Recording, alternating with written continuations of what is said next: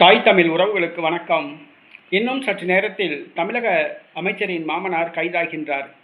இன்னும் சற்று நேரத்தில் தமிழக அமைச்சரின் மாமனார் கைதாகின்றார் என்ற தலைப்பில் இந்த காணொளியை காண்கிறோம். தமிழக அமைச்சர் ஆதவ் அர்ஜுனா, இவருடைய மாமனார் மார்ட்டின், லாட்டரி அதிபர் மார்ட்டின். இவர் சட்டவிரோத தொழில் செய்பவர். இவருக்கு சொந்தமான வீடுகள் கோயம்புத்தூரில் உள்ளன. கோயம்புத்தூரில் இவருடைய வீடுகள், இவருடைய நண்பர் வீடுகள், பினாமி வீடுகள், உறவினர்கள் வீடுகளில் அமலாக்கத்துறை சோதனை நடைபெற்று வருகிறது.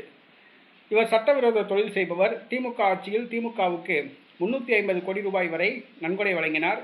திரிணாமுல் காங்கிரஸ் கட்சி, பாஜக உள்ளிட்ட பல கட்சிகளுக்கு நன்கொடை வழங்கி ஆதாயம் தேடுபவர். தற்பொழுது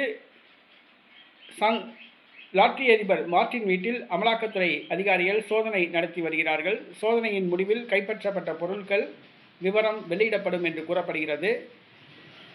சோதனையில் முறைகேடுகள் இருந்து கண்டுபிடிக்கப்பட்டால் மார்ட்டின் கைது செய்யப்படுவார் என்று கூறப்படுகிறது. லாட்டரி அதிபர் மார்ட்டின் அவர்கள் அமலாக்கத்துறை சோதனையின் முடிவில் கைது செய்யப்படலாம் என்று கூறப்படுகிறது.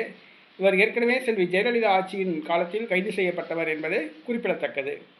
லாட்டரி அதிபர் மார்ட்டின் சட்டவிரோத தொழில் செய்பவர், முறைகேடாக பணம் சம்பாதிப்பவர். தற்பொழுது அவருடைய வீடுகளில் அமலாக்கத்துறை சோதனை நடைபெற்று வருகிறது. லாட்டரி அதிபர் மார்ட்டின் அவருடைய மனைவி அதிமுக எம்எல்ஏ லீமா ரோஸ் என்பது குறிப்பிடத்தக்கது. இவருடைய மருமகன் தமிழக அமைச்சர் ஆதவ் அர்ஜுனா என்பது குறிப்பிடத்தக்கது. இவருடைய மகன் புதுச்சேரி சட்டமன்ற உறுப்பினர் சார்லஸ் என்பவர் குறிப்பிடத்தக்கது. அவர் லட்சிய ஜனநாயக கட்சி என்ற ஒரு கட்சியை அங்கே புதுச்சேரியில் நடத்தி வருகிறார் என்பதும் குறிப்பிடத்தக்கது.